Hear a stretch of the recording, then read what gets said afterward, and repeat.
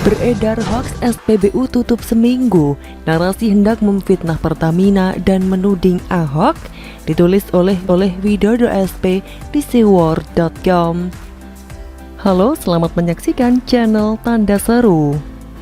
Bangsa ini sepertinya tidak bisa benar-benar tenang menghadapi segala persoalan yang sudah cukup memusingkan, baik bagi pemerintah pusat hingga pemerintah daerah setingkat bupati atau wali kota, tak terkecuali bagi seluruh rakyat di negeri ini. Terlebih selama 17 bulan terakhir sejak kasus COVID-19 mulai menerpa Indonesia dalam 2 kali gelombang serangan dengan varian Delta yang saat ini masih mengamuk dan berusaha untuk diatasi. Salah satunya dengan menerapkan kebijakan ekstrim berupa PPKM darurat sejak 3-20 Juli 2021. Kebijakan yang memang tidak ideal, tetapi bagaimanapun tetap diperlukan sebagai bukti ikhtiar pemerintah untuk mengendalikan dampak COVID-19 yang terus terang mengkhawatirkan dan bagi sebagian orang menakutkan. Namun, selalu saja ada pihak yang berupaya menambah runyam persoalan bangsa yang sebenarnya sudah ruwet untuk diurai tersebut. Salah satunya sempat muncul isu adanya penutupan SPBU untuk sementara per 12 Juli 2021 selama 1 mingguan di media sosial dengan narasi seperti ini. Penutupan SPBU sementara 12 Juli 2021 sampai dengan 17 Juli 2021 sebagai komitmen Pertamina dalam mendukung program pemerintah dalam memutus rantai penyebaran COVID-19. Membaca narasi itu yang lantas dibantah oleh Pertamina dengan mengatakan tidak ada penutupan SPBU sama sekali. Saya kok mencium adanya aroma fitnahan sekaligus hasutan yang dengan mudahnya diarahkan ke sosok komut Pertamina ya.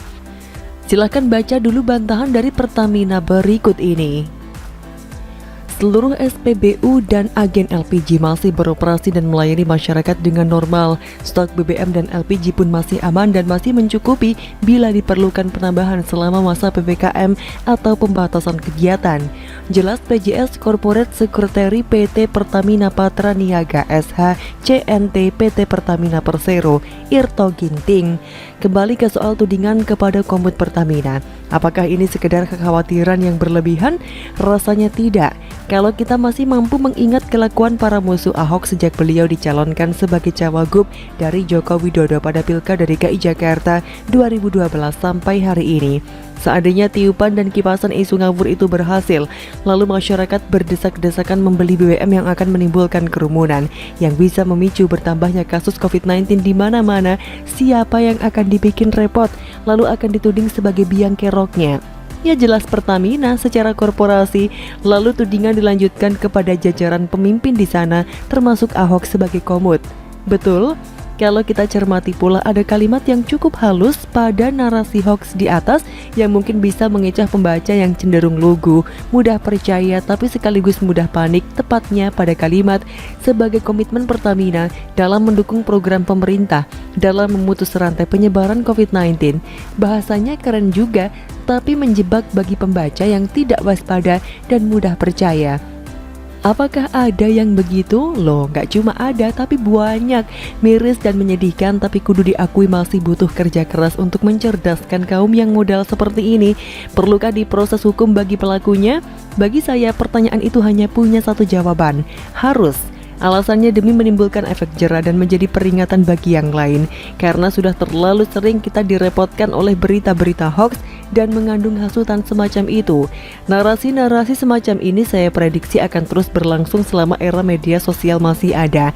Juga selama kedengkian dan kebencian masih mengakar dalam hati dan pikiran orang-orang yang tak senang melihat bangsa ini tentram, damai, dan bisa fokus menyelesaikan masalah yang lebih penting seperti efek pandemi COVID-19.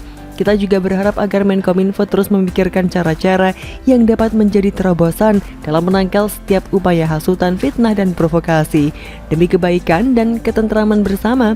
Terakhir, saya berharap agar para penyebar informasi model fitnahan dan provokasi itu agar bisa diberi pelajaran tingkat lanjut. Pokoknya jangan dibiarkan supaya tidak memicu yang lain meniru pola-pola yang sama. Kalau perlu dipanggil ke kantor polisi ya dipanggil saja. Kalau perlu diinapkan barang semalam untuk diajak beramah tamah oleh aparat dari divisi cybercrime. Karena bagi saya hasutan dengan narasi di atas sudah termasuk tindakan kriminal. Begitulah kura-kura. Bagaimana menurut Anda?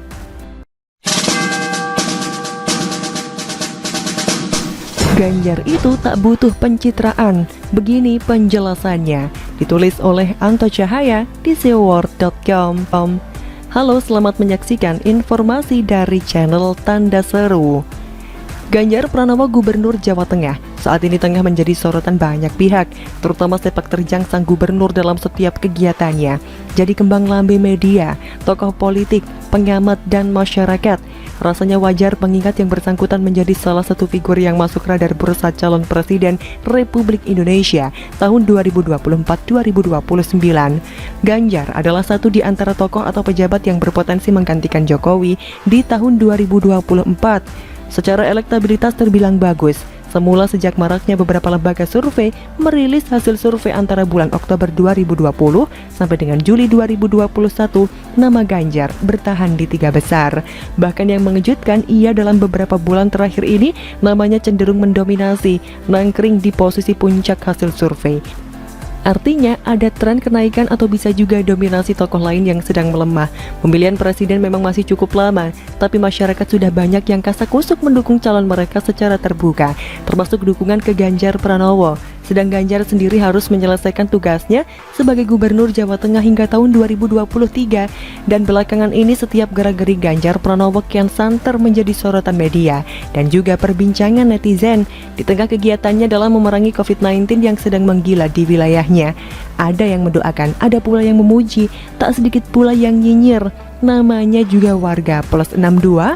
Ganjar ini memang memiliki gaya bahasa komunikasi politik yang nyentrik, berbeda dengan tokoh lain yang cenderung kaku dan seremonial. Kalau dia malah sebaliknya terkesan boys sehingga mudah cair. Ganjar tak segan-segan tiba-tiba deprok di pinggir jalan untuk sekedar makan atau mungkin sedang menemui warganya. Dan itu bukan sama sekali pencitraan, karena memang ya begitu itu seorang Ganjar sedari dulu. Karakternya ini saya rasa terbentuk sudah sejak kecil sebagai anak kampung yang memang hidup memprihatinkan, tak banyak protes dan menerima realita. Jadi ia tak sungkan ngelesot bareng rakyat kecil di mana saja, seperti tak ada sekat. Maka tidak heran karakternya akhirnya membawanya ke tempat yang memiliki frekuensi dengan hatinya, yaitu sebagai aktivis kampus. Nah, anak-anak aktivis di era rezim Soeharto apa yang dicari selain misi melawan penindasan rezim terhadap rakyat kecil?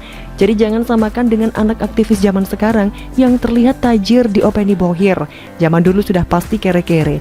Maka tidak heran karakter seorang aktivis sudah pasti dekat dengan wong cilik atau rakyat kecil.